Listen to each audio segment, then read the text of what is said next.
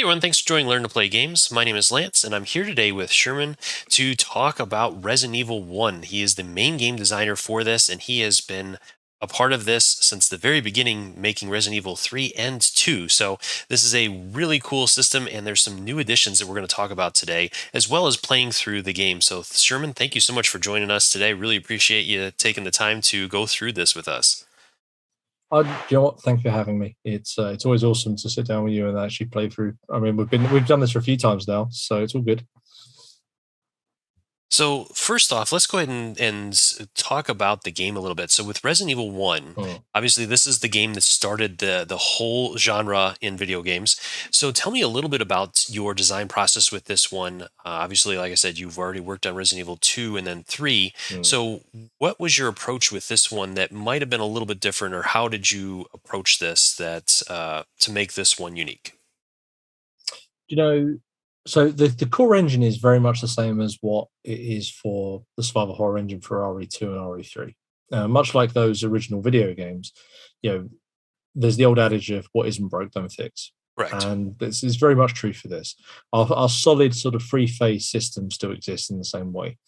And obviously, we have new characters with new abilities and so on, new enemies with new traits and so on. But and obviously new tension cards with different effects. But the key thing, the actual key structure of how that works is exactly the same because that is a very robust system and it very much emulates the experience of what these core games are.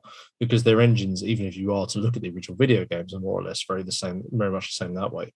What we have done is polished it a few places here and there. For example, to kind of streamline a couple of the bits and pieces that perhaps might or clarify, which might have been a bit more contentious. And obviously, that's when it goes down to obviously backer feedback and so on. But the really new elements for the game that we really looked at are exploration, encounters, and obviously we've now added in a puzzle and also mission system as well.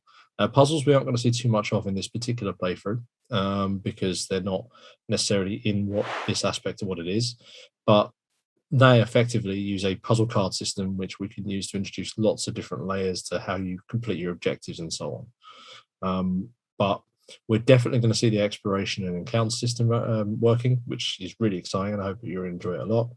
And then we're also probably going to have a sneaky mission at the end as well, although it's technically a spoiler for you, so sorry about that. But we can certainly show you how that works, and hopefully that will kind of give you some idea of what other stuff is going on in the mansion as well at the same time. Awesome. Yeah, and I can see already like some of the tiles off to the side here. Absolutely beautiful artwork. Loving it. Definitely see the mansion in there. That's exciting. Be able to explore and see all these different locations that we potentially had visited during the video game, of course. And so with this one, this is based on the Resident Evil 1 remake, correct? And not the Yes. original game. Okay. Yeah, because I did see some of the models, such as the shark in that looked definitely like so that's cool. Yeah, I think we talked about which one it is we want to emulate for what this is, but for a lot of people, the remake is the definitive version. It's one of those very rare, video games which comes out, and somehow the remake manages to eclipse the original, which is certainly not to take away from the original. The original is literally a stone cold classic. Of It's the course, reason I'm sitting here chatting to you now. definitely. But the yeah, but the remake is the really something where if I say Resident Evil to somebody, I guarantee 95% of the people you might say that to will go straight to, they'll immediately envision the Spencer Mansion, that very iconic image of Jill pushing back the zombie on the front cover. Mhm. That's what in their head, that's Resident Evil. Yeah, totally. Cool. And then you did talk about some of the puzzles and stuff that are going to be incorporated within this one. And so with that, that is a big new feature, really, where the Mm, Resident Evil 2 and 3 really didn't have that in the game as far as the board game is concerned.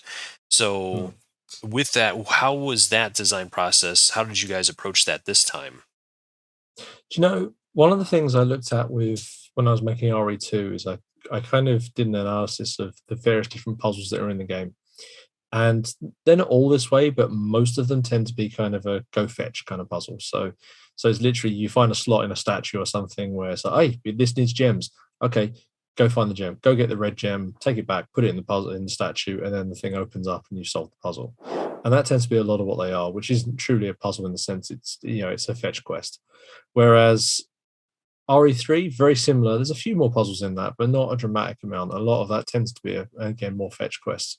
RE1, or RE, I should say, is a very different beast. There's lots and lots of puzzles. There's lots of stuff where you push statues around to put them in the right place, and then that then lets you solve puzzles. There's lots of stuff where you have to push buttons in the right sequence or no codes or whatever else. So we tried a few different ways to do that. We talked about, at one point we had like a cipher system for how to unlock doors and so on. So that would effectively let you change what key you needed to open doors each time, and other bits and pieces. We looked at some of the, expanding that into some of the like some of the stuff like this tiger statue with the different eyes and stuff. Hmm. Or we tried, having a system where you're looking up narrative entries and using a cipher system to understand it. But it was all quite cumbersome to do. It added quite a lot of what we normally term as complexity points, which means, for someone to get their head around it, they had to look at this thing and go, how does that work? I need to keep looking back in the rule book so I can understand what the rule is and play it through. Yeah. So instead, what we focused on is, okay, so how about, or what I sort of looked at was, well, how do the puzzles in the actual video game work?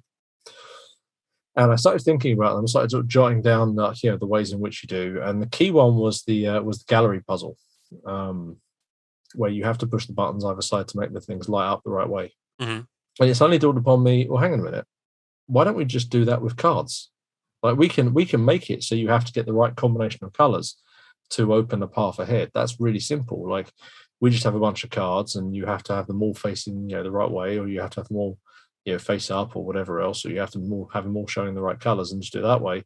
That's really easy. We should do that. And suddenly this kind of light bulb moment went off, and I'm like, well, we can actually recreate a lot of these puzzles almost like on a one-to-one basis. Very, very little in terms of complexity, because they'll be they're super intuitive to use. Like if you say to a person who plays a game, hey, to open that door, all of these cards need to be face up, they get it. But there's a lovely flavor you can put into that in terms of colors, and having a certain sequence or having the certain orientations, or there's other stuff where we might have, let's say you've got a red card and a blue card. When the red card's face up, the blue card has to be face down, and all the red doors are open and all the blue doors are locked. And then if you flip them over the other way, it opens all the opposite color doors, Okay. and so forth. There's lots of different stuff we can layer in using that card system, which feels very, very Resident Evil and forces players to make meaningful decisions, but doesn't have that very Resident Evil thing of sitting still for about half hour and going, how does this work? Yeah, So exactly. that's not something we wanted to do, because that's when you kind of get to the stage of almost it works in the video game, doesn't work in a sort of a dynamic, fast-paced tabletop game. Yeah, Because definitely. that's the Yeah, bit it's where going to people slow kind of everything start. down. Yeah. Yeah, exactly. So that's something that I was always worried about before, but I think we've hit it about right this time, so we don't have to worry about that. Cool. And the other big thing that I've noticed that we kind of touched base on was the actual campaign itself. The Kickstarter campaign Mm. is really getting a lot of buzz. You guys have done something a little bit different, so maybe tell me a little bit about what you guys have introduced with that. I know I'm a little late to the game. I'm sure most of Mm. the viewers out there that will watch this are probably already fully aware of this, but it is a cool, new, interesting thing that I haven't really seen a lot of companies do. So I think it's something that still is worth talking about and kind of bringing some light on it, because it is a really neat thing that could potentially Mm. work really well in future campaigns as well. Sure. So one of the things we wanted this game to feel like, all the way up to the Kickstarter campaign, as well as the actual tabletop experience itself, is we wanted it to feel like a celebration of Resident Evil. We wanted it to feel like something where the players, because we have an incredible community for Resident Evil, we really do. We are blessed with one of the most positive and really dedicated and passionate communities I've ever experienced for pretty much anything. They I really agree. are It's very, it's very been focused. it's been amazing just watching in the years past Mm. how everybody was making things and creating things and adding all kinds of stuff. I mean, it is, yeah, you're absolutely correct. It is amazing to see that you have a wonderful community with this. Yeah, and one of the things we want this to feel like is a celebration. We want this to feel like, because these guys have been asking for Resident Evil, for us to make Resident Evil for a long time. Ever since we did the first game, they're like, okay, great, this is amazing. can you now make Resident Evil for us? Yeah. And then we made Resident Evil 3, and they went, okay, this is also amazing. This is incredible. Can you make Resident Evil next? And at this point, we're like, right, we're going to make Resident Evil. So at this point, let's make it so it's this incredible celebration that we can really enjoy with the backers. So I kind of put my thinking cap on and went, well, let's make an open world Kickstarter. Now that sounds absolutely bonkers. So I'll explain how that works. So the idea is at the start of the campaign, our backers, we say to the backers, okay, you're in the main hall. You're in the main hall of the mansion. You've just been chased here by the Cerberus outside. Yeah, you've landed here. There's a narrative piece of fiction that you have. It's about 1,000 words or so long, which basically says, you're panic for breath. You hear a gunshot off to one side. I'm obviously fast paced in this. It's quite a lot more detailed than this, but Sure. you hear a gunshot off to one side. There's footsteps upstairs. Which way do you want to go? Now, at that point, all of our backers get 24 hours to vote on what direction they want to go in. Whichever one wins, whichever has the most votes, that's where we go next. So in this case, the backers chose to go upstairs to investigate the footsteps. So that's where we go. So we went with Chris. We went off upstairs. We found Forrest, one of the other Stars members.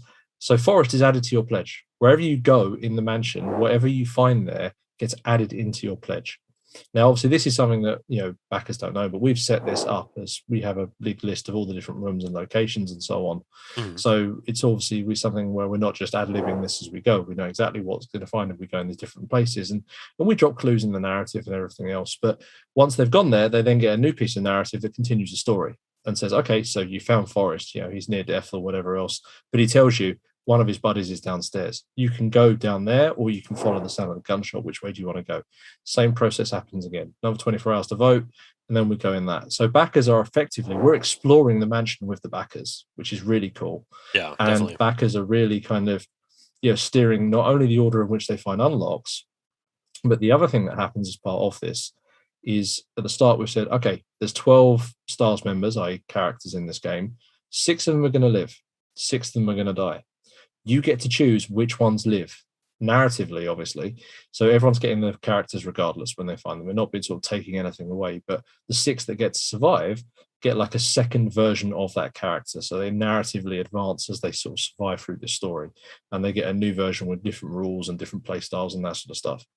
And they're choosing via backer votes to find out which characters they've found they want to save.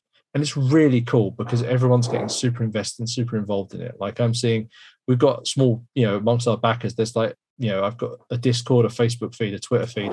All of them have people talking in them. But, we really need this guy to survive. Oh, no, we're all about this guy. Oh, this is our list. This is our list of survivors. This is your list of survivors. Let's get together and work out which ones we want to. We can give you this vote for this guy on this one round if you vote for us next time, that sort of stuff. It's really cool because people are super involved into it, super invested. They're finding what's really nice is they're finding a new appreciation and love for characters who don't necessarily have a massive role in the game because they're kind of there and they get killed in a cutscene or whatever. So they're almost fleshing out, it's a very experiential thing. They're fleshing out who these characters are before the game arrives. So when the game does arrive and they can actually play as them, they're already really looking forward to it, which is cool. Definitely. And Yeah, that as is really neat. fans, and when you get fans of anything, like it's like knowing those lesser characters' backstories and the sort of stuff we're building is really cool. Mhm.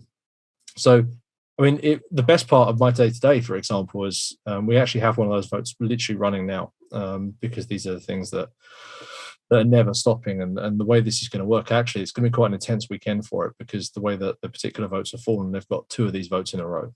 They don't know this yet. So spoilers, depending on when this is going out, but you guys are going to get to vote on a second character after the one today.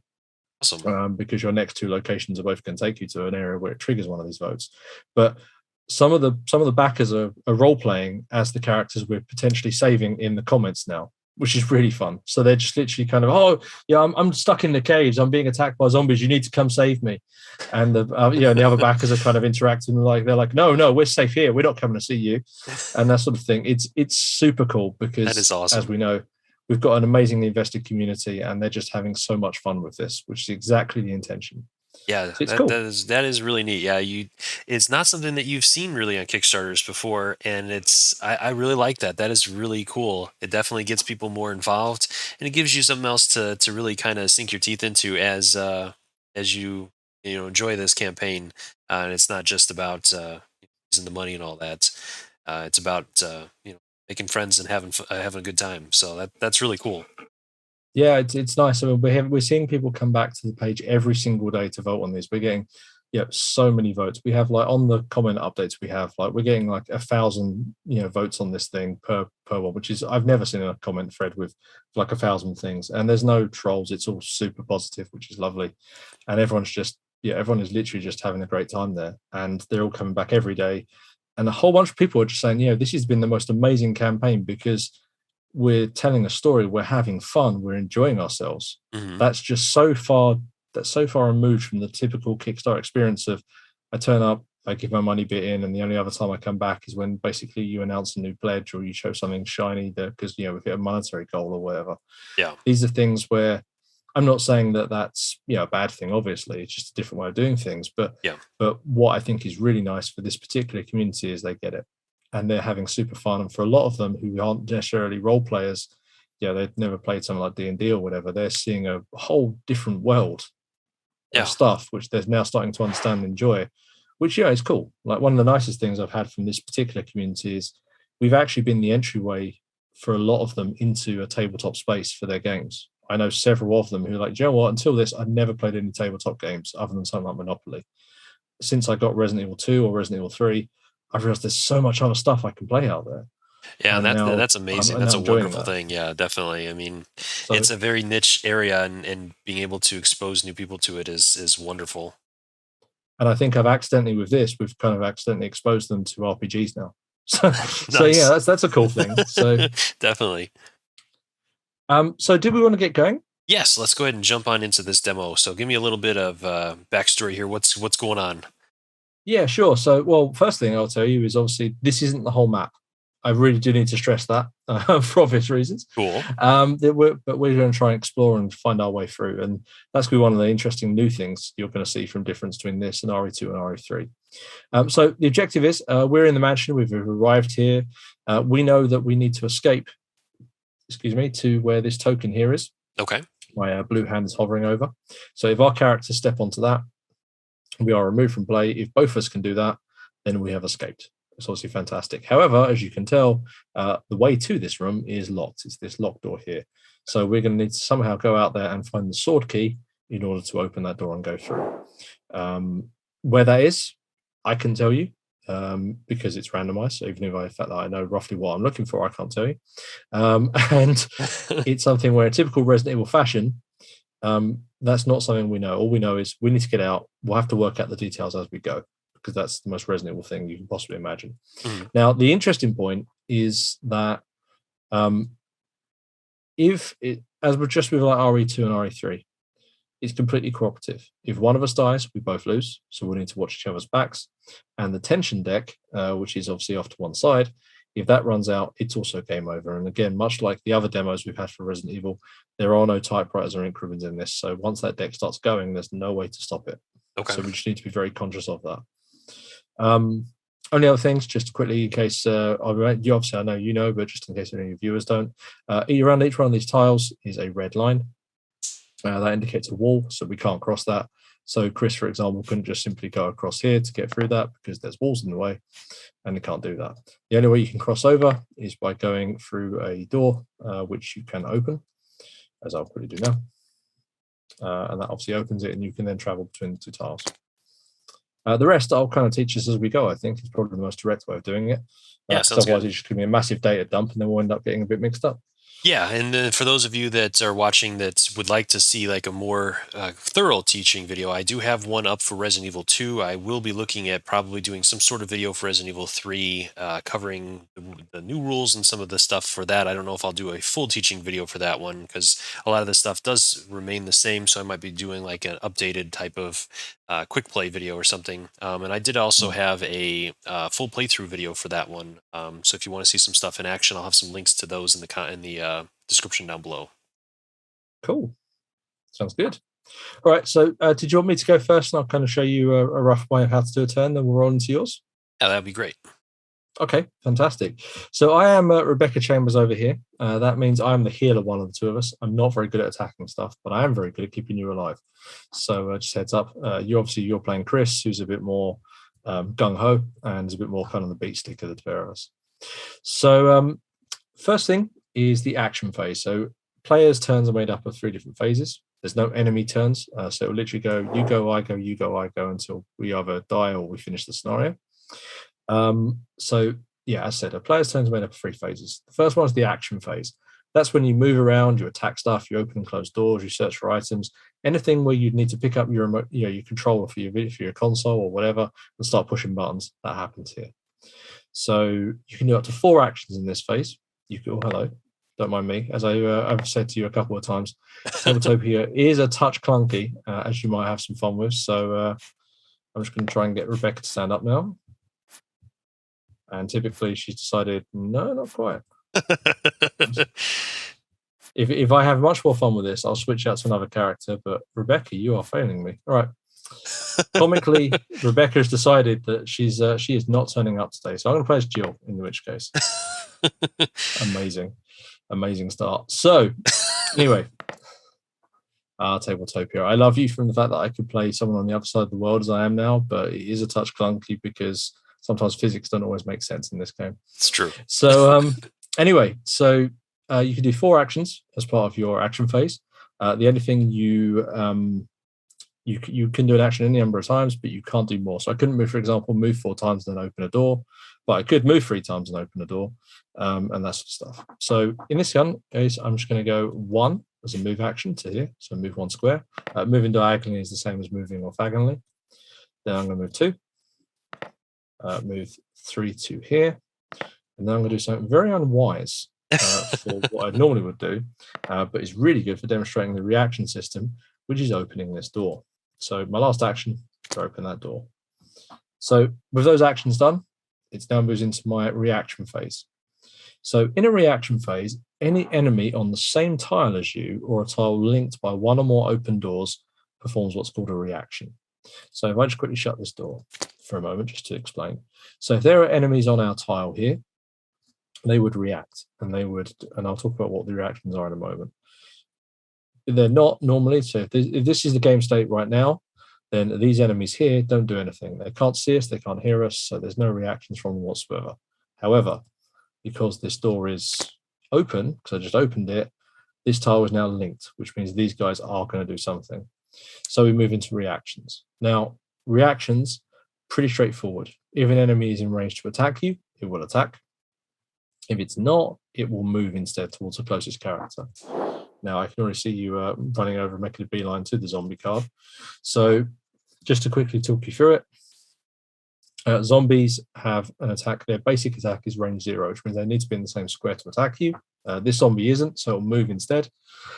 Its movement value is 1, so it can only move 1 square, but that's going to be enough for it to jump on me, sadly, for you, Jill. So I'll quickly drop you out of the way a little bit because the squares on this are a touch smaller than the bases are in the game.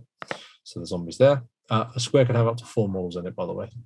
So that zombie moves into there. It doesn't attack, it just literally moves because it attacks or it moves. This zombie obviously can hear me as well. However, it's definitely too far away to attack. So it's just going to waddle over to there. And that's the reaction phase done. We then move into the tension phase, which is the last one on the turn. It's the last one on the turn. In which case, I grab one of these cards here. These ones for the door on it. Flip it over. So there's 3 different types of cards here. There's green ones, yellow ones, and red ones. Green ones are always all clear. They are a good thing. They have no rules text on them. There's some spooky, ominous text, which we could happily read in our best sort of spooky voice. But that's it. The yellow ones tend to give you a difficult decision. So, for example, they represent something a bit more sinister is happening, and they'll have an in-game effect, which is going to make us, choose to play one way or another or have some sort of reaction. Okay. The red cards are our jump scare territory. They will spawn enemies near us. They are just flat out bad whenever you see them. They are not good things. And in those cases, obviously, we just don't want to see those things. Yes, now, there is a definitely. couple other icons that go with these, but I'll explain those as they come up because that's when they'll be relevant. Cool. So with that stuff done, that's the end of my turn. Over to you. So I'll go ahead and start my turn. I might as well take a shot action because I have line of sight to this enemy. And so line of sight is if you can draw a line from the center of your square to the center of the enemy square, without crossing over any walls or closed doors, which you obviously can. Models don't block line of sight, so you could actually shoot this one all the way at the other end of the corridor if you wanted. There's no friendly fire to worry about. Or you can shoot the one in the same square as me, whatever works for you. Yeah. Go ahead and try to take care of the one that's in your square. Come down here Okay. to my gun. Yep. It is going to list the dice that I use. So I'm going to use one blue die, and it's going to show the effects of the symbols that come up on those dice. Now, this Mm, particular weapon does also have the rapid fire keyword, I think, right? And that's meaning correct. that I can add additional blue dice, one per ammo that I spend, up to a maximum of 3. That's exactly correct. And your handgun dial's off to the side. If you double click that, it'll come up, and then you've got a little track you can use to drop it up or down. And spend 3. Seems cool. So I'm down to 12. Fantastic. So just to select the dice, hold down Shift, and then you can left click to select however many you wanted, and then R to roll them when you're ready.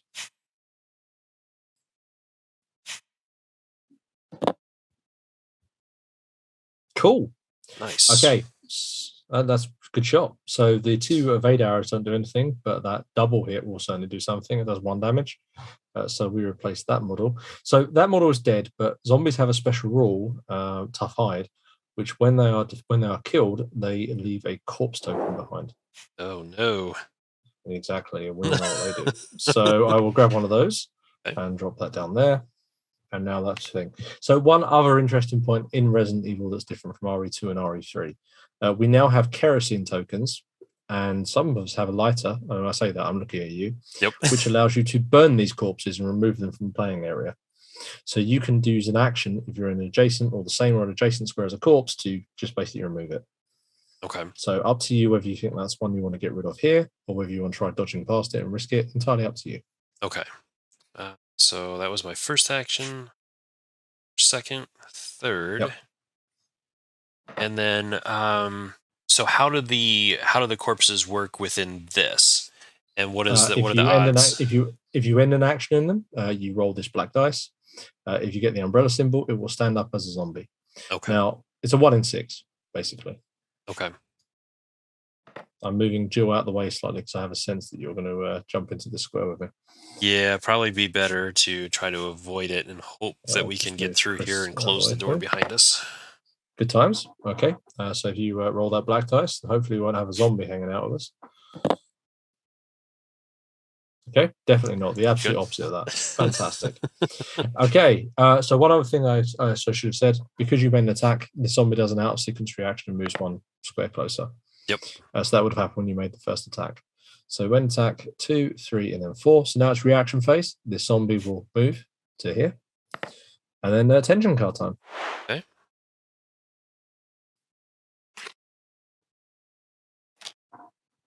And it's all clear. Tremendous. Right. So I think I'm going to do something very similar to you. I'm going to go with Jill. I'm going to jump into the square here. Apparently, I'm not good at making characters fall over. That's not my thing today. So I'm just going to drop you down here, Jill. And then I'm going to shoot that zombie. I think I'm going to roll. Let me zoom over my character. Let's see. I think I'm going to spend 2 bullets on this one. So go down to 13. Where are we? Over here. Cool. I've just killed that zombie. Nice. I was hoping to push it around, but killing the zombie is just as good. Sorry, Mr. Zombie. You are dead. Right. Fantastic. So that's my second action. My third action, I'm going to go to here. And my fourth action, I'm going to open this door. Done. There's no reactions. The enemies that we have here are all corpses. Good times. Well, not for them. I'm going to go to the attention card, flip that over, and it's all clear. Right. So just out of curiosity, and I could be completely off base here. It's been years since I've played Resident Evil. I know with the zombies in Resident Evil, this corpse thing with the tough hide is definitely reminiscent of that. If I remember correctly, if you got headshots on them, then they wouldn't turn into corpses and you wouldn't have to burn them with kerosene. Is there anything like that in this, or am I completely off base here? Well, that's funny enough. You should, if you look at if you look at Chris's card, he Okay. actually has a special rule where you can do exactly that. It's one of Chris's special traits. Oh, okay. So Chris has the sharpshooter rule, which means if you do 2 or more damage in an attack against a zombie, then you automatically decapitate it, and therefore it will not leave a corpse behind. That's quite unique to Chris. There's Oh, also some nice. weapons, there's also some weapons that have the decapitate icon as well, which allow them to decapitate, like the shotgun, for example. The shotgun doesn't really hit you and do a little bit of damage. A shotgun will blast your head off.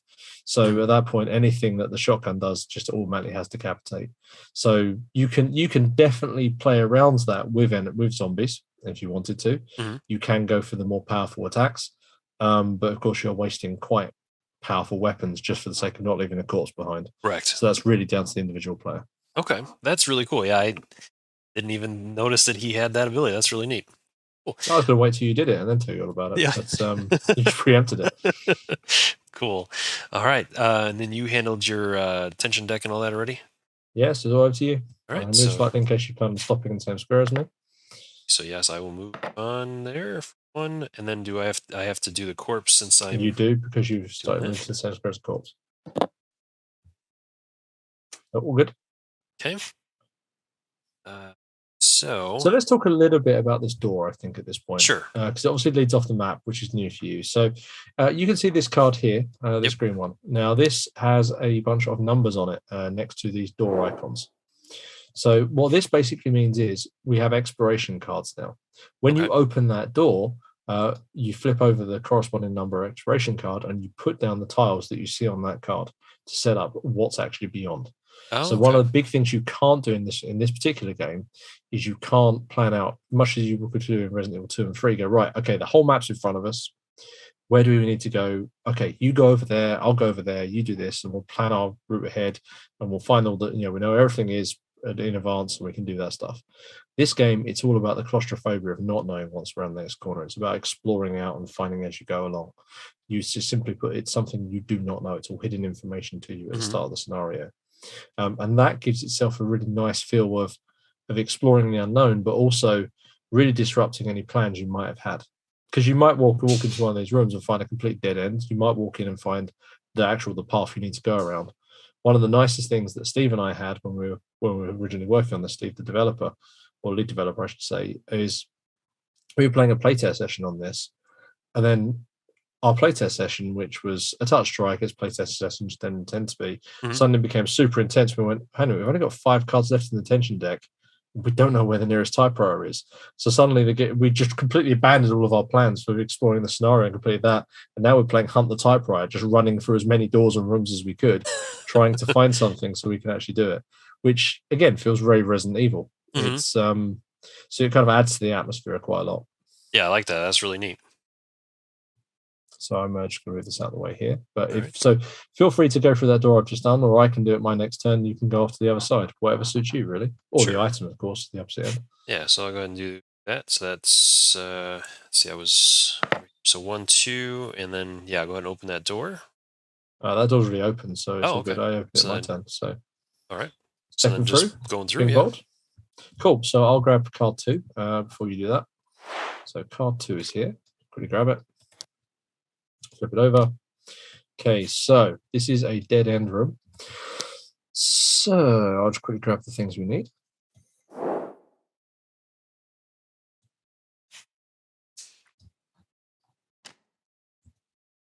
So there'll be a short moment of fun while I just make this tile align to where I want it to be, because that's a fun piece of Tabletopia. Yep. Cool. Right. Okay. So that's that done. You are placed on the opposite side for obvious reasons. And then I'll grab the other stuff that's in here. So we have an item A in the corner here. And we have one of these, which is a new icon, and I'll talk to you about what that is in a moment. Okay. So this is a change to the way the exploration system worked in the RE games. So in the original, well, in RE2 and RE3, you have lookup tables. So whenever you go into any room, it's color coded. Hmm. Generally tends to be anywhere from yellow through to blue in some examples. And basically, you roll a dice on the corresponding color table, and it will spawn enemies based on what that scenario table tells you to do. Gives us lots of variations in terms of character customizing their scenario, in terms of what enemies we have and that sort of stuff, and special rules. In this game, we've taken that out of it, and instead we've introduced an encounter deck. Every single tile that has potentially has enemies on it has one of these tokens which shows you how many cards you need to draw from the encounter deck to see what's waiting from you. And the encounter deck has several potential outcomes. Some of them could be empty, some of them could be enemies or corpses, some of them could be special rules. Basically, all of the encounter stuff that was on those tables is now in a deck. One of the nice things about that is it means that we can actually evolve that deck as the campaign continues to make the enemies and the scenarios much more dangerous. So you could go to, this, let's say this is one of the scenarios right at the start one. You go and do this first and you'll probably get really easy enemies. If you go do a whole bunch of other stuff and then come back to it at the end, well, suddenly it's going to be really dangerous because you've left it unattended for so long. So the enemies are more dangerous roaming around here instead. Hmm. So because you've just been placed on here, we remove this token. It has one card on it. So I'll just take that off, and you get to draw one of these cards and see what's there. I'll let you flip over since you're over there. So it's got 2 magnifying glasses and empty. Yeah, no need to worry about those just yet. I'll talk to you about when they're relevant. So it's empty. So good times. It is actually empty after all. Fantastic. So no enemies. Good times. Was that your full faction? It was my third, so I'll just move one more space towards that token there. Okay, tremendous. Cool. So reaction phase, nothing happens. Tension card time. Okay. We're all good. Tremendous. Right. So Jill's going to be terribly brave, and she's going to jump into the square with the zombie, I think. So I'm going to go 1, 2. I'm going to grab this. He's looking so good for a moment. I don't want to pick up the item A, but there we are. So the corpse sadly stands up. There's something about this corpse. Every single playthrough I do of this demo, this corpse stands up. I have no idea what it is. Anyway, so this is now a zombie. Not the best. That was 1, 2. For my third action, I'm going to attack it, I think. Okay. So let's quickly grab my dial. Let's do 3 bullets on this, I think. Since it's in the same square as me. I'm lucky so far with the kills, so let's hope this works again. 3 pushes, so not the best, but also not the worst. So I'm going to push it 1, 2. I'm almost thinking I might push it to your room because then you can trap it in here with you and we can leave it behind. Yeah. As much as that seems like a slightly douchey thing to do. Oh, not at all. So that's our push. So that's it. Now there's a reaction phase, in which case it's going to get to the closest character, which can be you. And then we will have a tension card draw. Well, I think you had one more action too, didn't you? You moved twice and shot. Oh, okay. Which good point. I'd forgot one. In which case, I'm going to pick up this item then. Let's see what I got. I got a dagger, which is unfortunate. That's the sort of thing I should be giving you. So, Chrissy's special rules you have 2 of them. One is the aforementioned headshot. The other one is defense items. These are actually a new element for Resident Evil versus being in Resident Evil 2 and 3. Mm-hmm. Defense items are a special type of item that when you get attacked, you can use to mitigate that attack. So in this case, you could stab a knife in the zombie's head and then push it away without actually suffering any damage or it tries to bite you. That's cool. And there's different ones that do different things. Mm-hmm. One of Chris's special rules is that after using one of these, you roll the dice, and if you get the full evade, you get to keep the item instead of discarding it. Oh wow! So probably what I'll be doing is handing that over to you as we go. For the moment, that can go drop down into my inventory, and then, as I said, I'll draw that tension card, which I don't think I had done. I just dropped it down. So 1 second. All clear. Nice. All good. That's you. All right, so I will go ahead and try to do an invade roll to move past that zombie so I can try to get to this objective. Yep. So that is... So that's 2 for you. 2, okay.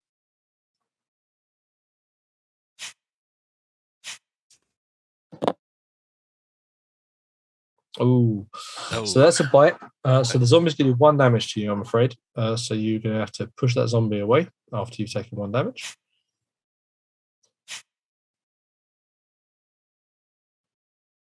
Yeah, There we go. cool. And then I just shove him down.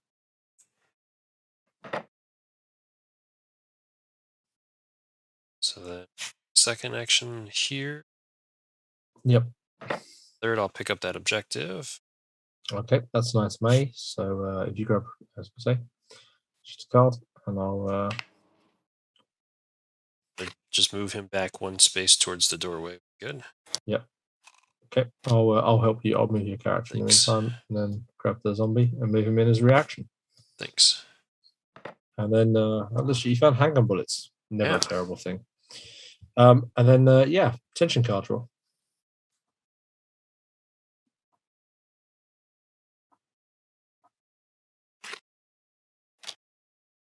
All clear. Tremendous. Right. Okay. So my turn then.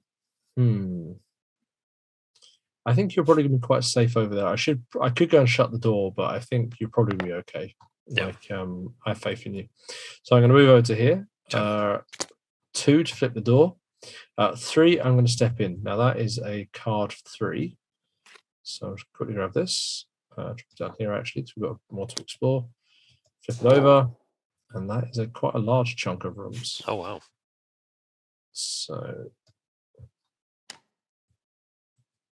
good enough for me. So there's a few different things in here. So while I'm just quickly setting this up, drop these bits down. So you'll notice that I'm putting these things on the absolute edges of these tiles. The only reason I'm doing that is because Tabletopia has this wonderfully kind habit of, for some reason, of dropping things through the bottom of tiles. Oh, yeah. So I'm just I've discovered if I put them balancing on the edge of tiles, then they tend to be okay. But they realistically can go anywhere in the square you want. So that's that. We then have one of these, and that's exactly what just happened on my screen. I don't know about yours, but I'll just drop it down here. One of these, and one of these. So these are quite dangerous rooms I've just been put into. So now Jill has landed there and seems intent on falling over. We remove this card here, and I'm going to draw 2 cards from the encounter deck. Let's see what I get. So the first one is Spawn 1 corpse. So I will drop a corpse over here. So it can't go in my square, so it's a corpse in front of the door. And the second one, a faint groan reaches your ears, followed by a rustling sound as air rushes into lungs once still, and a lifeless heart begins to beat with an urgent drum. After resolving any other encounter cards, replace the closest corpse with a zombie. Well, that's not good, is it? Oh, man. So unfortunately, that means that corpse that was a corpse has just stood up. So one thing that happens in this game a lot more is corpses have more interaction with us. So there's stuff where corpses are standing up as zombies more often. Sometimes they reduce your accuracy because they're quite sinister, and there's other effects that happen around them. Generally, as a rule of thumb, corpses are not good things. So that's the end of my action phase. Actually, was it? No, I have one action. I was going to say you have 1 action left. I'm going to shut this door, so that way I'm not triggering a whole bunch of reactions for you. That seems like a sensible plan. Yep. Then that's it. So now this zombie's going to move closer. So it's reaction phase. Because I've shut the door, obviously you're not doing anything. Then we're going to grab one of these and see what's waiting for me. All clear. Nice. Cool. Right. So I'm going to go ahead and try to move. Hopefully this time I'll have better results. There's a 70% chance of you. Wow. That was a great shot if you were Chris. Yeah. So unfortunately, you're going to take a point of damage. Oh no, I've got the dagger, haven't I? So yeah.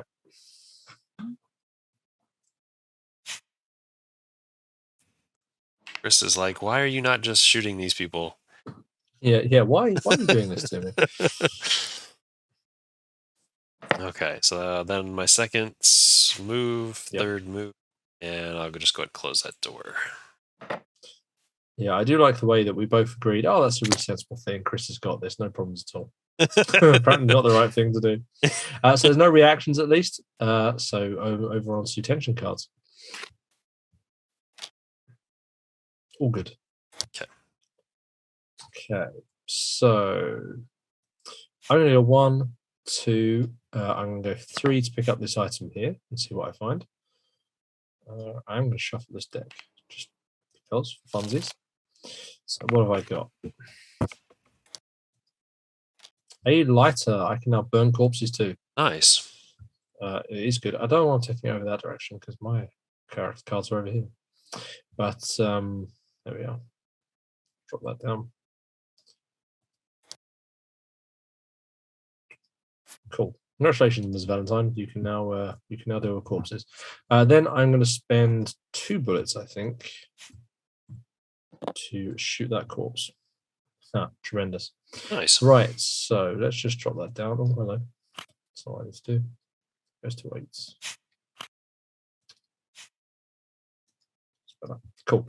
Right. So, what's really interesting, obviously, as part of this is I've got a push and also damage. So, as with all things Resident Evil, you now get a capacity to positioning is very important.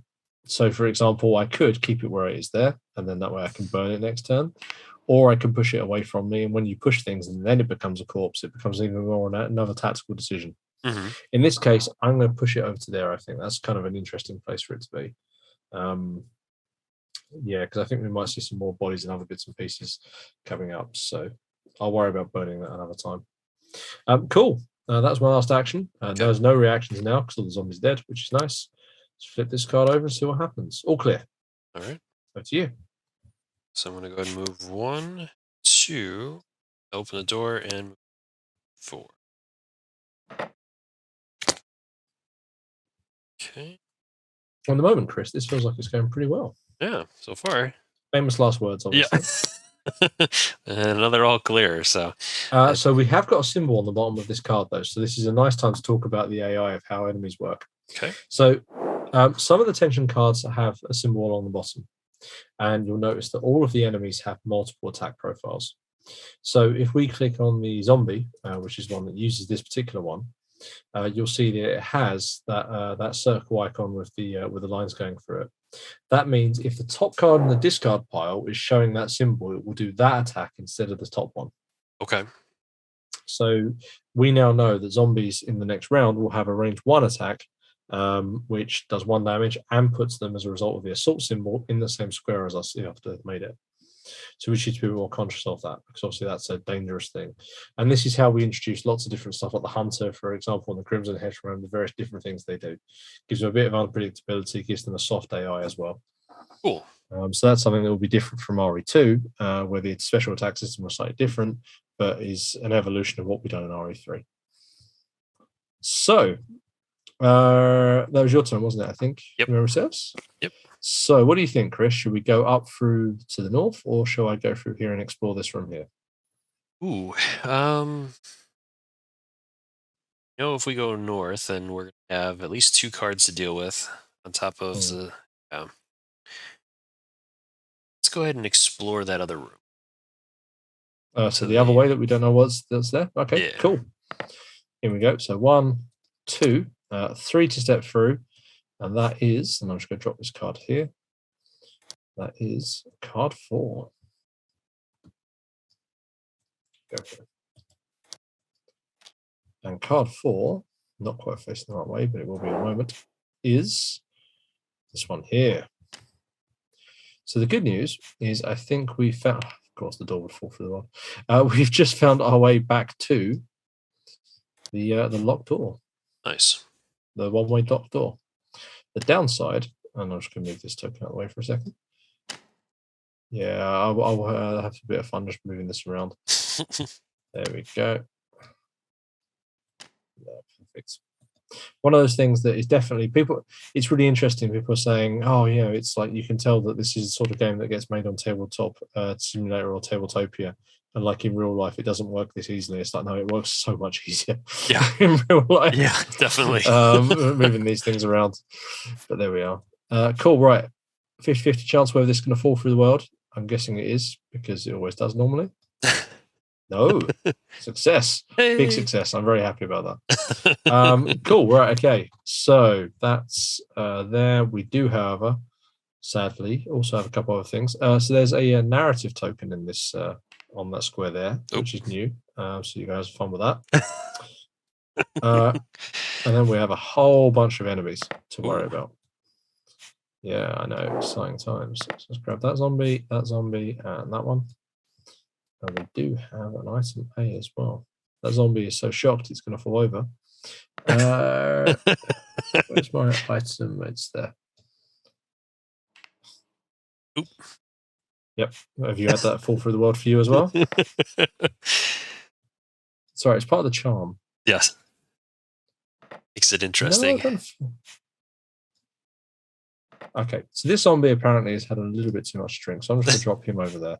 I'm going to put this guy down, hoping that that's more sober zombie. It is. Congratulations. There we go. And then we'll drop that token there. Tremendous. Right, okay, cool. That all looks pretty good to me. Oh, well, I have one door to put down, which is actually locked as well. There is a locked door here. Okay. Cool. That looks about right. So, obviously, I'm now here. No joke, don't fall. There we go. Cool, right. So we don't have a key for that door yet, which is which is not the most encouraging thing. Okay. Shall I attack the zombie? I'll spend 2 bullets attacking the zombie. I'll get a double push, which isn't the best.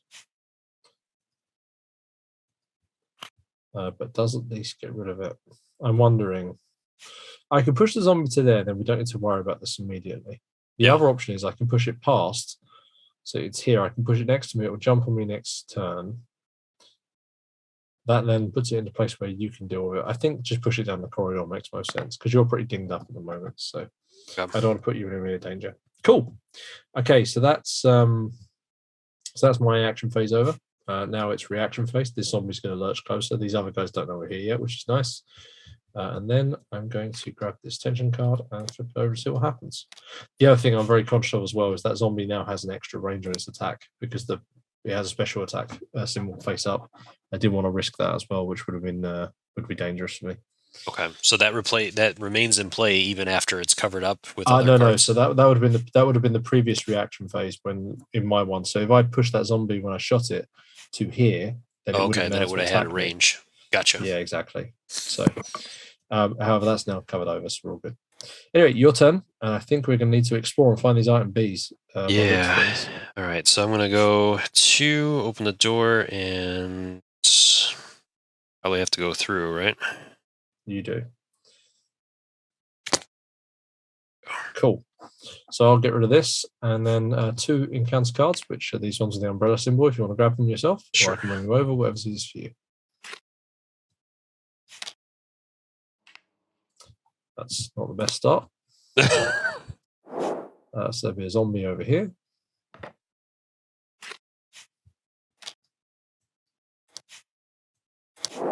And the reason 2 corpses. Over there is because the reason there's a zombie over there is because there's dinner over there, apparently. Yeah.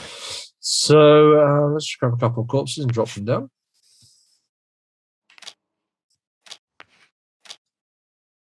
Cool. So 2 corpses and a zombie. Was that your last action, or did you have one more? That was it. Cool. So reaction phase, this zombie's going to walk around the corner here, and then tension card time for you. And I'm good, but we do have another symbol. Let's have a quick look at that one. So that one's not too bad for the regular zombies, because they don't have that symbol, so that won't lead them to do any special attacks. Oh, sorry, you're connected to this one, so this guy's going to go over here as well. But if we have a Crimson Head or a Hunter, spoiler alert, they are in this demo, they will then come after us, so we need to be conscious of that. Okay. Okay. I don't know. I want to waste ammo trying to kill the zombie right now. Yeah. So I'm going to walk out to here. I'm going to shut this door. Actually, I'm wondering if we can bait him out here. I don't mind that idea at all. I'm going to leave that door open. So where am I going? Where was I? 1, 2. Chris, I'm going to move you out of the way slightly and step into your square. 3. And then I'm going to... Oh no, you're pretty dinged up, aren't you? Yeah, okay, I'm going to make an attack. Okay. My normal inclination is to go move on to the item and let you take care of things because you shoot stuff. But one, I'm not Rebecca anymore because she was apparently too drunk to turn up. And two, and two, you're quite beaten up, so I want to spend some bullets on this. So let's roll those. Tremendous. Okay, that is a dead zombie. Nice. There are now 3 corpses in this room. Oh boy. Yeah, it's become a morgue very quickly. Yeah. This zombie's going to hear the gunshot, and then it's also going to have a reaction phase and move closer. Because part of my cunning plan to bait it into this room, then shut the door and run around the other side. Yep. Right, let's draw attention cards. What's that symbol? So another one of those symbols, which is okay unless one of these corpses stands up and turns into a crimson head, which is a scary thing that absolutely can happen and is not good when it happens. What do you think, Chris? What's your cunning plan here? So I'm wondering if I should continue moving this way and let you get the objective. I mean, since you've been using a lot of bullets, that way then I can start trying to... Yeah. I mean, I'm also aware you're injured. I'll tell you what we could do, actually. You could spend an action to trade. I can give you the knife because you're a bit injured.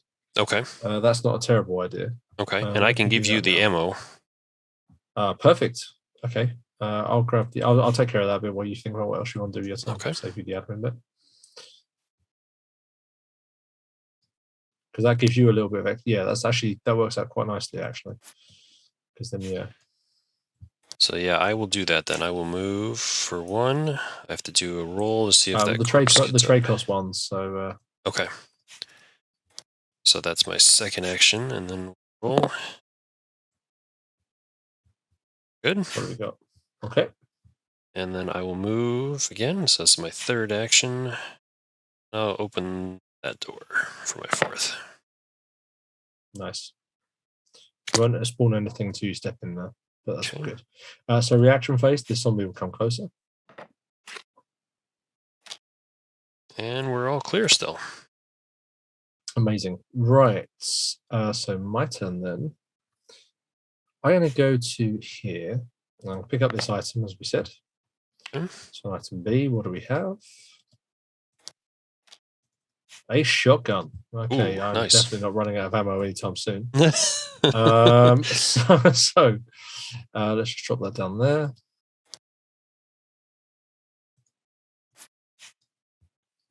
Grab that.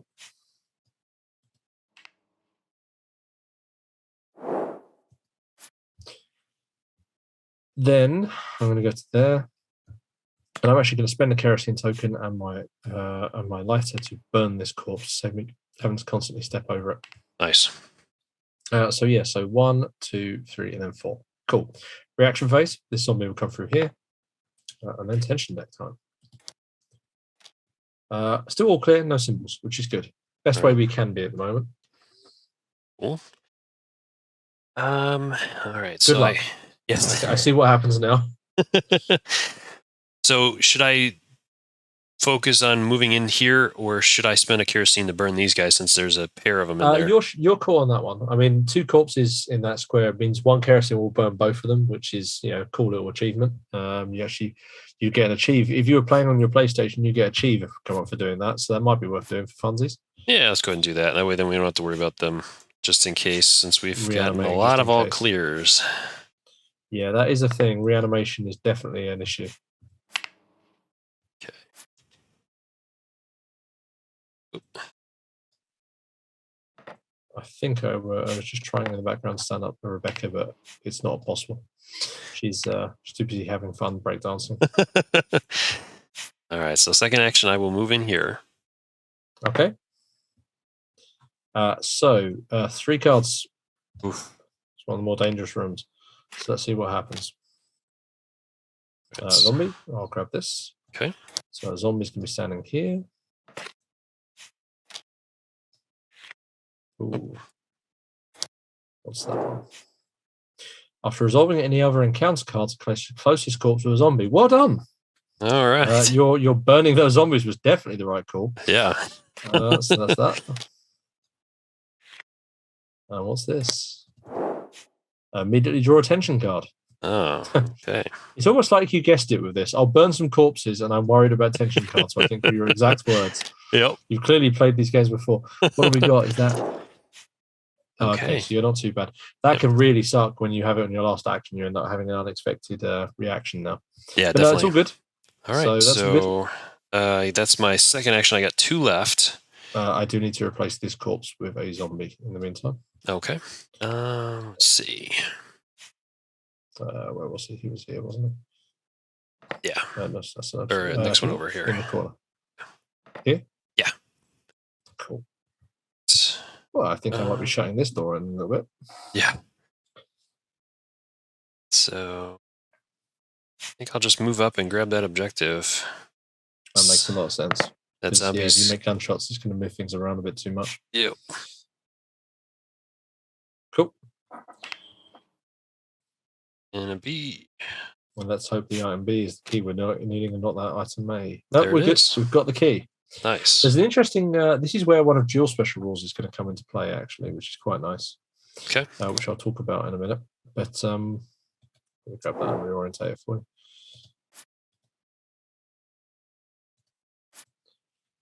So what Jill has a rule called Master of Unlocking, which obviously an homage to her terrible dialogue, or more precisely Barry's terrible dialogue in the original game.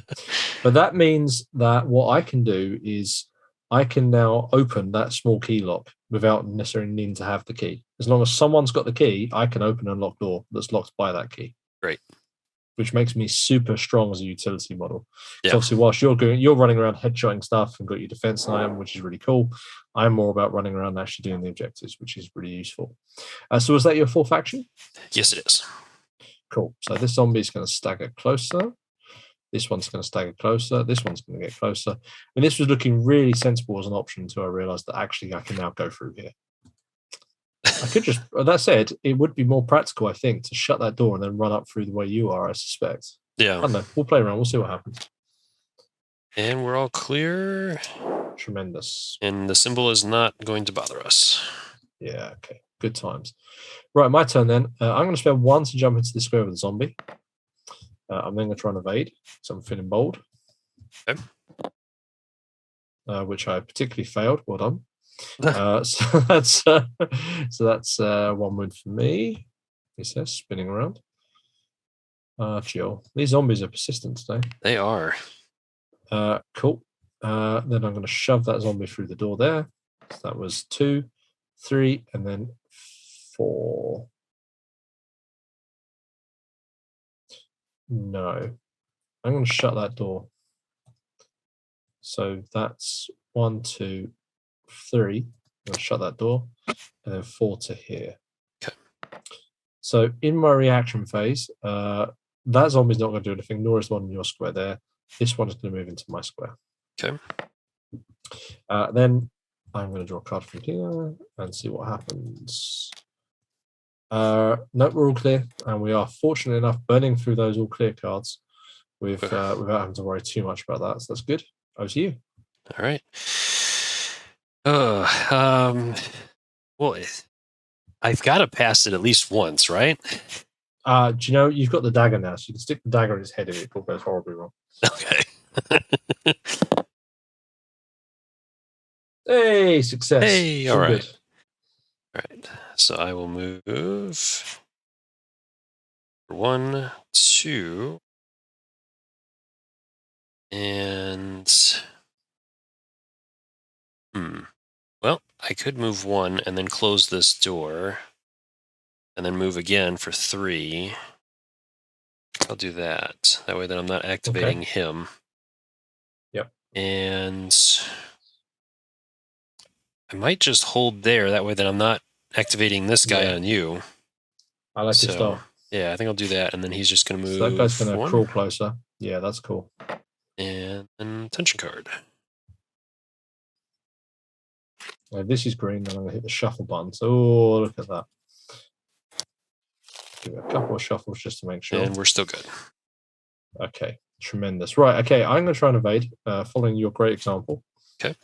Mix these up a little bit and roll dice that aren't adjacent to each other. There you go. Apparently, that was the wrong decision to do. So we are not good at this today. Oh man, that's these are some quite spectacular odds. Like there is a healthy 74% chance of making this dodge roll. Wow. That we are just not accepting. So I've taken one wound. I've shoved the zombie away. I'll step into here for 2. I will shut the door for 3. Jill was going to fall, so she literally dives through the door. Apparently, pitch and roll, pitch and roll. Exactly. No, she is drunk less than Rebecca, so she's doing okay. So she's done. So she's all good. So that's yes. That was 1, 2, 3, and then I'm just gonna. Actually, I'm gonna reload. Okay. Because I had that clip, didn't I? That makes sense. And I'm only on 4 bullets. So I'll grab that handgun magazine, drop it over here, and then let's go up to 12. Right, reaction phase, nothing to do. Let's grab the tension card, flip it over, and see what happens. Well, isn't that good? Oh, that's exactly the reason I shouldn't have shuffled these. Enemies on this character's tile perform a reaction. Oh, okay, I'm all right. Nice. There's no enemies on my tile, so we're all good. That worked out. Over to you. All right, so yes, I will. Indeed, very fortunate. Open the door for 1, move for 2, and close the door for 3, and then I'll move there for 4. Okay, that makes sense. Good times. Tension deck. So there we go. Okay, all good. No symbols. Okay, so I'm going to go 1, 2, 3, and then 4 to here. Okay. So there's a couple of things. Oh, hello. I'm going to dive to there. Yep.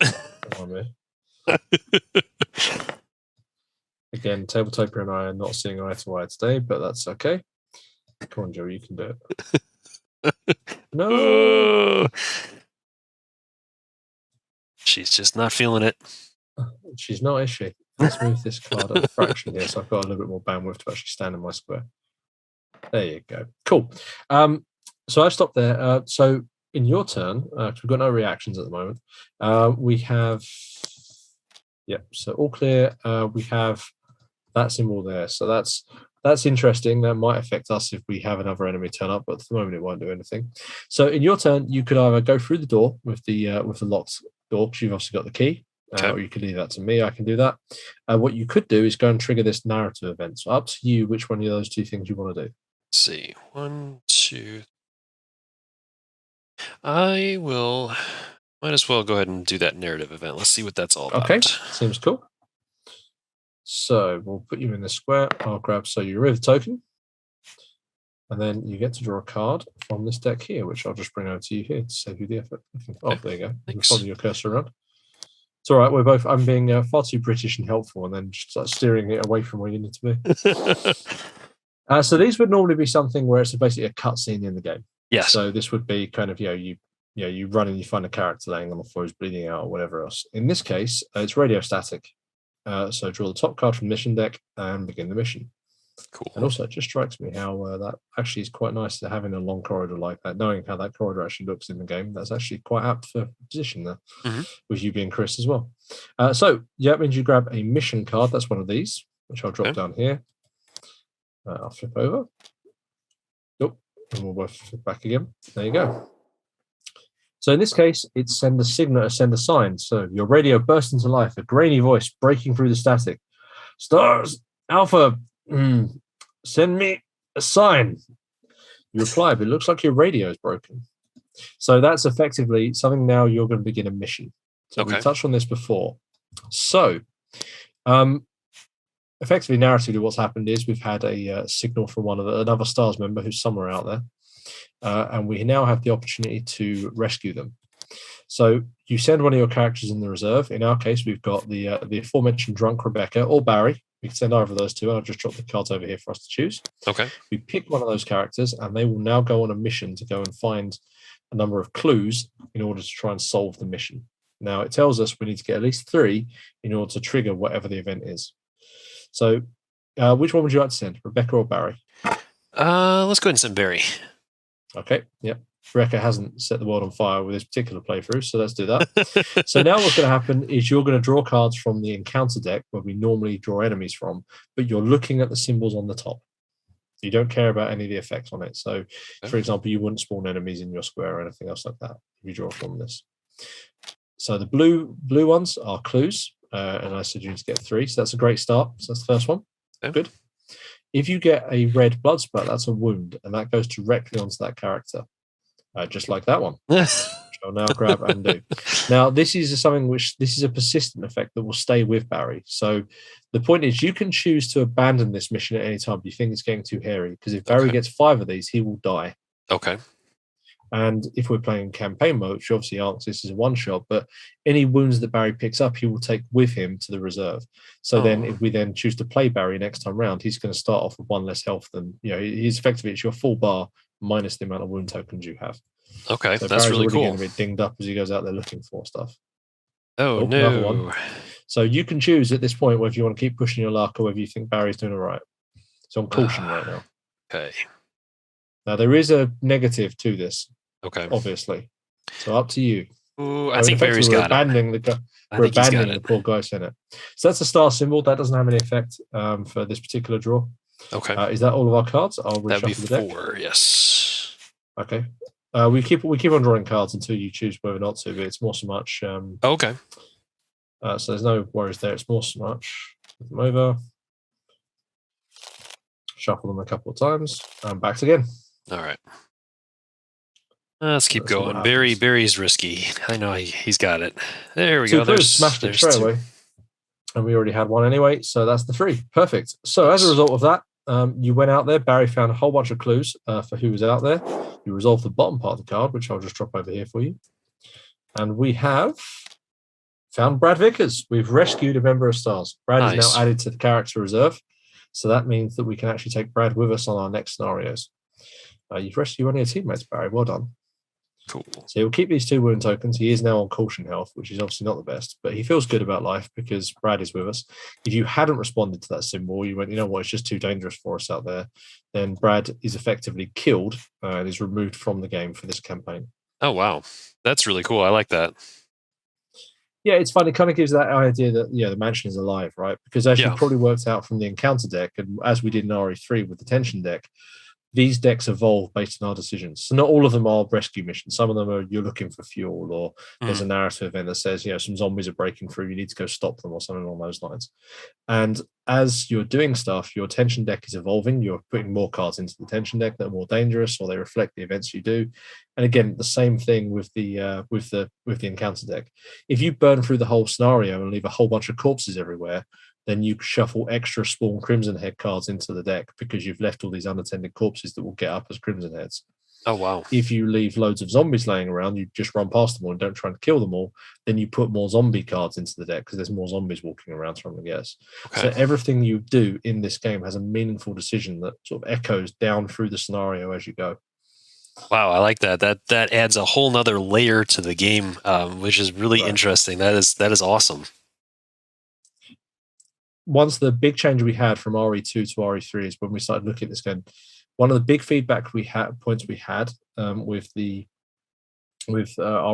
is when we first made it, we went, okay, so let's make this a standalone. We think most people are going to want to play this as like standalones. We were looking at stuff like Zombicide and other bits and pieces, and going, that's how everyone interacts with this type of property.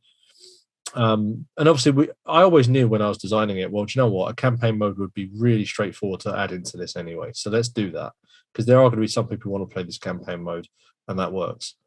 Now, I'm the first person to admit that we got that wrong.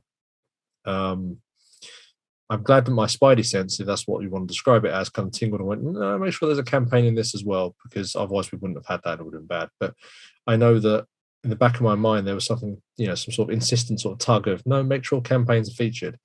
And lo and behold, when we actually put it out there, and I was getting lots of stuff from looking in the community, and everyone's like, oh, we're playing campaign, we're doing this. I'm like, interesting. So after it'd been out for 6 months, I kind of messaged everybody like, hey, quick poll, like, how do you play this game? Do you play only solo? Only standalone? Do you play only campaign? Do you play a mixture of both?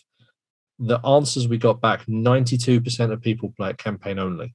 Oh wow. So at that point, it was like, right, so Resident Evil 3 is a campaign game then. Hmm. And as a result, that meant that we could do lots of stuff with the open world scenario stuff. We could do lots of stuff about the evolving tension deck and other stuff like that. And now we've done that for one game. We've learned a lot of lessons how to do that and how to finesse it much more. So this game is the evolution of that. So we've got lots more levers to pull. That's one of the big reasons for the encounter deck, that we wanted to be able to do stuff like that, because it gives us so much more we can factor into this. And as the same with the characters and the missions, it just means the whole thing feels alive. Your mansion is unique every time you play it, based on what decisions you have and haven't made. And also, it just feels really, really, really focused around this idea that it's living and breathing. The game is playing against you as much as you're playing it. Yeah, I agree. I really like that, and yeah, like you said, it does make it feel like there's more going on than just what you're doing specifically, and then based on how you handle things, that's going to change, and the mansion will evolve with you as you play, depending upon your play style, which is really cool. I love that. Yeah. So some of the fun stuff we get to do. So with that in mind, was that your fourth action? Or... I think yes. Yeah. Cool. So no reactions, because we are super pro when it comes to managing these zombies. So all clear. Yep. Good to go. Okay. So Jill's going to open this door. So I'm just going to get rid of this because I don't need the key because I'm Jill. And I went, oh yeah, of course, I can just do that. so Jill's worked out she can open that door. I'm going to step through. That is going to be the last exploration card, which I'm going to grab and drop over. I'll drop it into the middle so we can see. Although I know what's on it. Just have you have a quick look. Oh. Yeah, exactly. So I'm just going to drop that out of the way there. And then short adjustment period while I drop this down here. Oh, look at that. It even fits in the middle. Amazing. Lock that down. Drop that down there. Watch the thing fall through the world. Sort of. Happy enough with that. Never mind. Do I have a spare door? I do have a spare door. Wow. I don't know about you. I can't see either of those two door tokens now, which is mildly annoying, but there we are. Anyway, so I'm just going to step through as a result of that. The other things in this room, which are not so great, there's an item C. Obviously, that's pretty good. We like item Cs. What we do not like is this hunter. Oof. Because that's a big, scary beastie. I'm also going to borrow a door. I'll borrow this one, I think. Come on, third time lucky. Yeah. Mostly because it's sitting on top of a mound of other tokens, I suspect. Yeah, pretty much. Anyway, cool, right? So, one to open the door, two to step through. Three to remember I have a shotgun and unload it at the hunter, I think. There you go. That's always a good thing. So the shotgun isn't a rapid fire weapon. It just goes down by one. But I do spend two. I get 2 blue dice for that, and anything I roll that isn't a dodge, shotgun 1 damage. That looks like a healthy 2 damage. Nice. So that's a good start. So resolution, and this is an interesting point. So if obviously that would be 2 damage on it, a hunter can take 3 damage and it's dead. So that's a great start. But the hunter has this rule, evasive, which means when you attack it, it may dodge your attack. Ooh. So I now roll one of these blue dice, and if I get the large evade, which I didn't, the hunter would dodge out the way, get closer to me, and be ready to stab. Ready to basically rip off my face because it's not very friendly creatures. So 1, 2, 3. I think. I mean, at this point, it's not going to make for a really exciting playthrough territory, but I'm also pretty scared. On caution health, I don't like a hunter, so I'm going to shoot it again with a shotgun. Yeah. Because otherwise it's going to be really obvious to your viewers, wow, this guy's just trying to lose. so I've certainly hit it. That's enough to kill it, but let's see if I roll one of these, which of course actually spectacularly I do. So my hit sadly hits the hunter, which dodges one closer over to here. Doesn't care about my shotgun blast. Bless those hunters. Yeah. And now we move straight into the reaction phase where hunters are range 1. So they can hit me. Fortunately, it hasn't got a special attack on there. Otherwise, it could literally just one-shot me at this point because hunters are very dangerous. Yes, they are. Dangerous things. So I'm going to quickly roll these dice and hopefully I get... Yep, that's good evades. Nice work, Jill. Nice. So grab attention deck card. Right, so that's all clear. It's got the special attack symbol. That's okay because that's not the one the hunter wants. The more common one that we've seen a couple of is the one the hunter has to do. It's super powerful attack. So we're okay there for now. Right. So I will move up one. Yep, And then I have line of sight to him from there, correct? you do indeed through the All open right. door. So I will go ahead and open up on him to try to help out here. Maybe get I that like your last style. wound. So I'm going to go ahead and spend 3. See what I get here.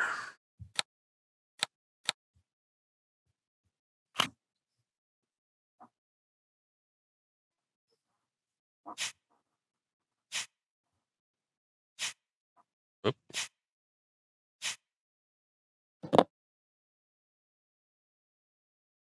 Well, that's good. Hey. That's a push and a put of damage. But let's see if it evades first. Do you want to roll that blue dice and see whether it Sure. dodges out the way? Let's do that one. Yep. Oh, my goodness. So unfortunately, none of your effects actually did anything. It does get one step closer. Jill literally falls over in shock there. Jill is just stunned into submission by that. Man. Short break while I stand up, Jill. Who's going to have the same problem as Rebecca, I feel. Yep. Oh, it's interesting because I actually fixed Rebecca over here. So Rebecca's going to sub in. There you go. It's like it's meant to be. Yep. Although I obviously won't be playing as Rebecca. I'll just be proxying while I play around trying to make Jill stand up. In the meantime, sad time for me. There's a hunter stand next to me. It does get one closer. Okay. Over to you. I'm going to try again. Yep. Good luck. There we go. Okay. That looks good. Let's see if it dodges. Couldn't possibly do it 3 times in a row, right?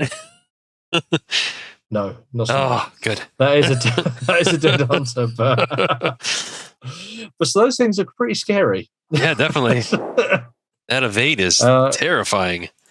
Considering it's literally a roll of 6 as well. Exactly. It's so incredible. It just happens that way.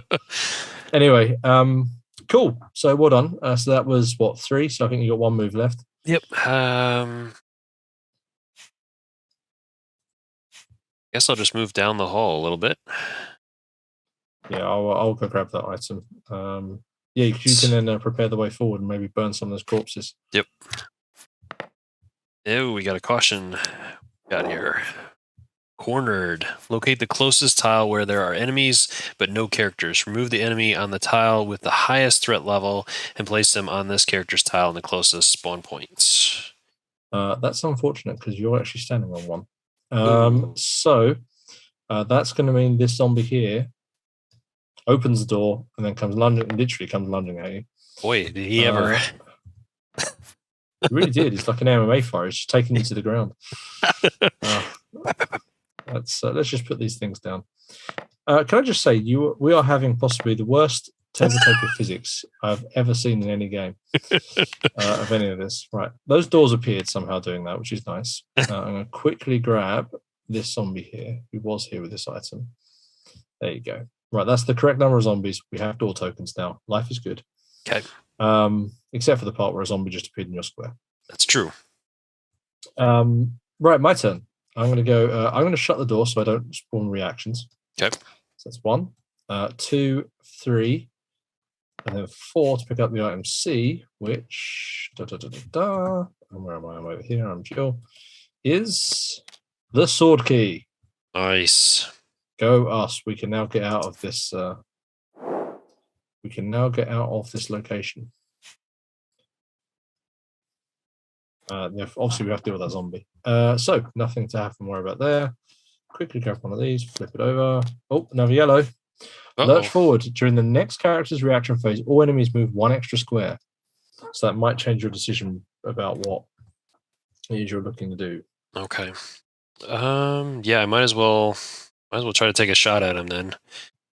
And that way then either I'll eliminate him or push him, hopefully. So go ahead and spend 3. Brings me down to 3 ammo.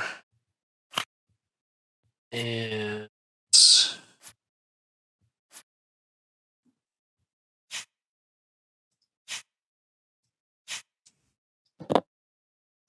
come on. I have faith. That's good. One of us does. I failed.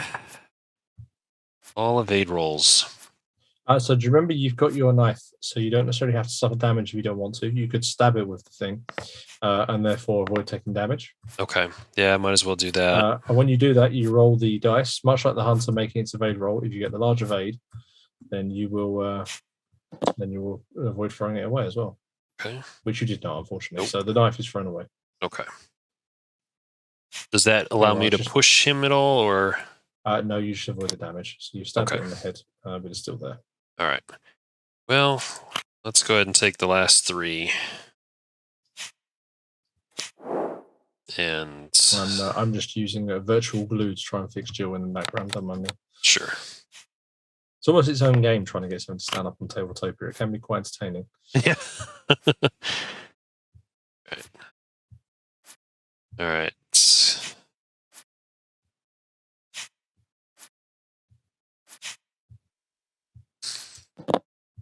All right, Chris, come on, you got this. This Or is not not. good at this dodging evading business. Really? I got to push one though, at least.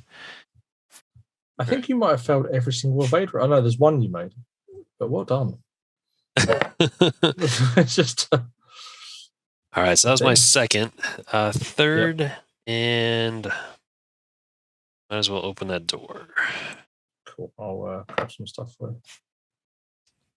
Smooth that away. There we go. All right. So then it said that the zombies move an extra space, so he's going to be in there with me. Okay. So he's going to, get into the same square as you.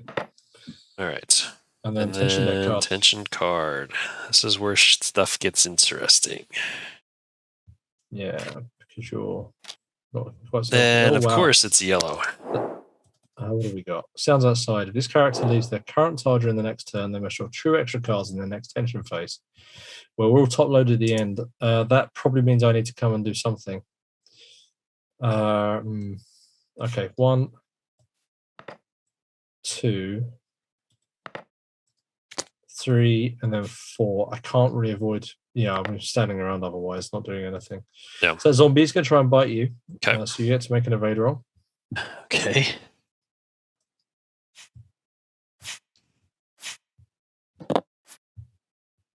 Come on, Chris. Hey, all right, I'm good. There you go. He's now good. He's now decided it's okay to evade. Speaking of which, Ms. Valentine is back. Hey, all right. Virtual Blue has fixed this problem one, he says, touch wood. Thank you, Rebecca. You were a very good proxy for that short period of time. Cool. Right. That's your turn. What would you like to do? Oh, hang on a minute. Sorry, that's a tension get card from me, not me. Wow. I've literally just shuffled these as well. Oh, my goodness. Oh, okay. This is one of our interesting cards that breaks the 4th wall. Okay. A horde of undead fiends prowl relentlessly nearby, hungry for flesh. Don't say a word lest they descend upon you. During the next turn, if any player speaks, the active character must immediately draw a tension card. Discard this card at the end of the next turn. So I'm going to be quiet about now. And over to you.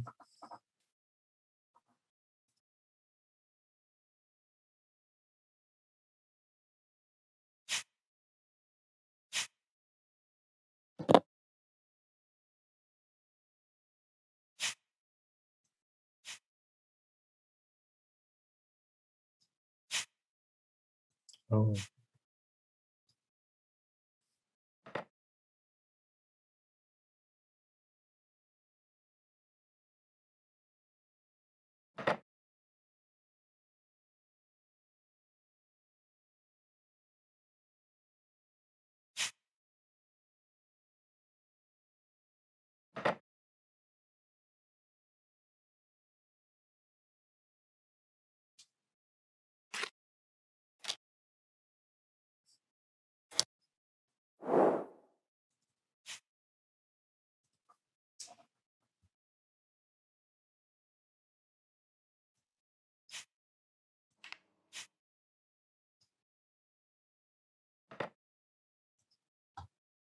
Okay. All right.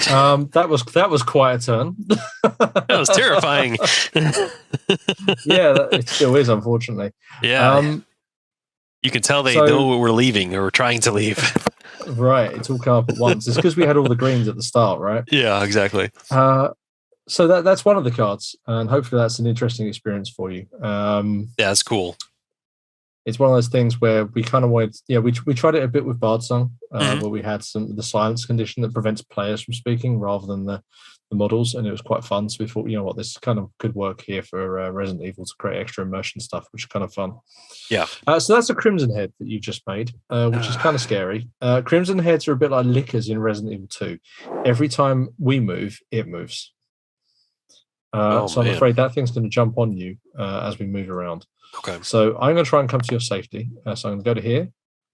This means the Crimson Head comes to there. I'm then going to try and evade past this zombie. I'm just going to move you out of the way, Chris, because if I'm successful doing this, then... Which I am. Which is good. So nice. I'm now there. Don't follow Jill. Unfortunately, that means the Crimson Head's going to jump on you there, which is not so good. 3 through to here. Don't fall, Jill. Don't fall. And then 4 to shut this door, so we don't have to worry about the zombie at least. Yeah. Cool.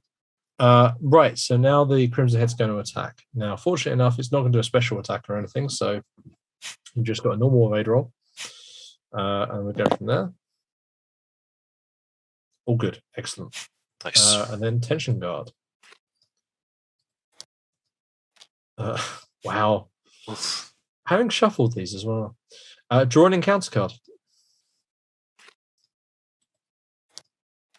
What do we got? Star symbol. That's really good for me. So Jill's other special rule is that whenever actually, this works really well for us. It's called Morale Boost, I think. Morale Boost? Fighting Spirit. When an encounter card with that is drawn, Jill and each other character on her tile heals 1 level. Oh, nice. So we both get to heal. That's fantastic. It's pretty useful. Jill's a very, very good utility character. So we're just going to we're going to grab the whole health track and move it in celebration. Yeah. I'll let you take care of that. There you go. I'll grab it. Oh, I've got the same problem. There we go. Got it. Thanks. Appreciate that. So that heals us both, which is really useful. Yeah, that was a huge help. That was awesome. Right, cool. So your turn. All right. Well, unfortunately, I am out of ammunition, so either I might need to dodge through, grab the key from me, and run through the sword key. Yeah, I think that'll probably be the. That might be the play. Okay. Or you could move up, grab the shotgun, and then blast the thing. That's also good too. Yeah, it might be. Let's see what he has to say about this first. He says he's going to hit you. Is what he says. Of course he is. So that's one health I just gave you goes down. You get to shove him away. Okay, so I'll push him here. So you could at this point trade the shotgun with me if you want. Yeah, let's go ahead and do that. Okay, I'll just give you the shotgun key. Dials. Yep. Oh, I don't need that. There you go. Have a shotgun dial. Okay. And a shotgun wherever that's gone to, which I think is here. I will take a shot with that. Yep. So that's one shell gives you 2 blue dice. Okay.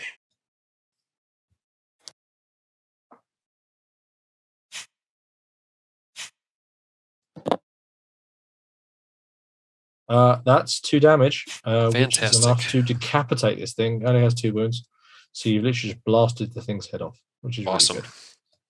I mean, I can't think of a more spectacular finish to that, to be honest. You literally got bit by it, kick it away, grab the gun off of Jill, bam, thing's head goes away. Epic. Then, yeah, that's glorious. And then you're just going to walk up to there. Jill was actually standing up there. It's that exciting. Yeah, it's cool. All right. And then we'll do one of these. Hopefully be kind to us this time. It is. It's definitely nice. We've killed the big bad. All right. So Jill's turn. I will go. I will open this door. So 1 and then 2 to open the door. 1, 2, 3, and then 4. As soon as I step on that, I am now out. Okay. Jill is out. We don't have attention facing me because I'm now off the play area, and you're going to do the same thing. Exactly. Yes. And that's your Resident Evil 1 experience, sir. That was great. I had a blast with that. It's a really cool demo game. I love the new features for sure. This is exciting. The only downside to this is I have to wait to get this because I would love to play some more of this for sure. So that was a lot of fun. So thank you so much for taking me through that. I really do appreciate that. And with the Resident Evil campaign, we still have what, a few days left on that? Still got 5 days. It's 4 days technically, but it's like 4 days and 20 hours, I imagine. So yeah, Okay. it's kind of 5 days. But I mean, you can certainly have a lot of fun jumping into the comments by now. I don't have, obviously I've been away for a couple hours playing this, but I imagine right about now, America has just woke up to discover they've got their next advanced character vote. And if what I've seen in the past has now been, there's currently people negotiating in back rooms who the voting is going to go for because they really want to make sure that XYZ survives. So it's all about, kind of, oh, well, I'll support you if you want to support me. It's politics. It's fun. Oh, definitely. That's awesome. Cool. So, Yeah. So I will hopefully have this video up probably later on tonight because there's not much that I have to do with it. So again, cool. thank you so much for taking us through this. I do really appreciate it. And if anybody has any questions or comments, please post those in the comment section below. I'll do my best to answer them. Or swing by the Kickstarter's main page, drop any questions you have there in the comment section below. I'm sure that Sherman or anybody else there would be more than happy to answer any questions you have. And until next Cool. time, we'll see you later. Thanks again.